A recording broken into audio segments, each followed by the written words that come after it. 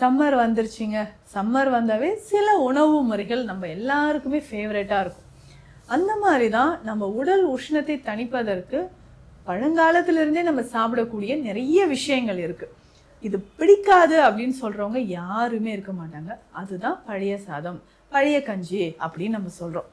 அதாவதுங்க, முந்தின நாள் சமைத்த சாதத்தில் நம்ம தண்ணீர் ஊற்றி வைத்து அடுத்த நாள் காலையில் நம்ம வந்து இதில் மோரோ தயிரோ சேர்த்து சின்ன வெங்காயம் நிறைய பேர் நிறைய சைட் டிஷ்லாம் நம்ம வச்சு சாப்பிடுவோம்.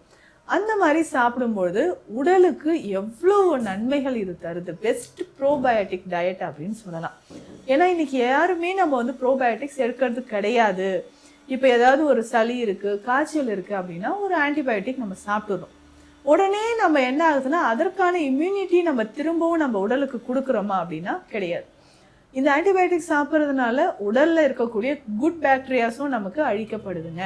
இப்போ பாக்டீரியாஸ் நம்ம உடலில் கட்டில் இல்லைன்னா டைஜஷன் சரியாக இருக்காது, இம்யூன் சிஸ்டம் ரொம்ப வீக் ஆகிடும், அந்த பவல் மூமெண்ட் நமக்கு குறைய ஆரம்பிச்சிடும். இந்த கட் பாக்டீரியாஸ்க்கு ரொம்ப முக்கியமானது அப்படின்னு பார்த்தோம்னா இந்த ப்ரோபயோட்டிக் டயட் தான். அது எதுலங்க இருக்குது?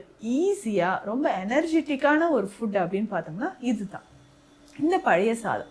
ஸோ இந்த ஃபெர்மெண்டட் ரைஸ் அப்படின்னு நம்ம சொல்கிறோம் பார்த்தீங்களா, இதில் தாங்க, அதாவது நொதித்தல் அப்படின்னு சொல்கிற ஒரு விஷயம் நடக்கும்போது தான் குட் பாக்டீரியாஸ் அதில் நிறைய உற்பத்தி ஆகுது. நம்மளுடைய கட் ஹெல்த்துக்குமே இது ரொம்ப ரொம்ப நல்லதுன்னு சொல்லலாம். அப்போ காலையில் நம்ம என்ன பண்ணலான்னா இந்த பழைய சாதத்தோட கொஞ்சம் தயிர் சேர்த்து சைடிஷ் நம்ம சின்ன வெங்காயம் தான் மெயினாக நம்ம வைக்க போகிறோம். அதில் இருக்கிறது பார்த்திங்கன்னா இந்த சின்ன வெங்காயம் உடலோட அந்த உஷ்ணத்தன்மையை நமக்கு குறைக்கும். இப்போ வெயில் காலத்தில் வெயிலில் தான் நிறைய பேர் போய் ஒர்க் பண்ணுவாங்க. இல்லைங்க, நான் நார்மலாக தான் ஒர்க் பண்ணிகிட்ருக்கேன், இருந்தாலும் எனக்கு பாடி ஹீட் அதிகமாகுது. அதுவும் பெண்களுக்கெல்லாம் பார்த்தோம்னா இந்த கர்ப்பப்பை தொடர்பான பிரச்சனைகள் இருக்குது, ஒயிட் டிஸ்சார்ஜ் இருக்குது, வயிறு எரிச்சல், அல்சர், இது தொடர்பான பிரச்சனைகள். இதை சரி செய்யறதுக்கு நமக்கு இந்த பழைய சாதம் ரொம்ப ரொம்ப முக்கியமானதுங்க.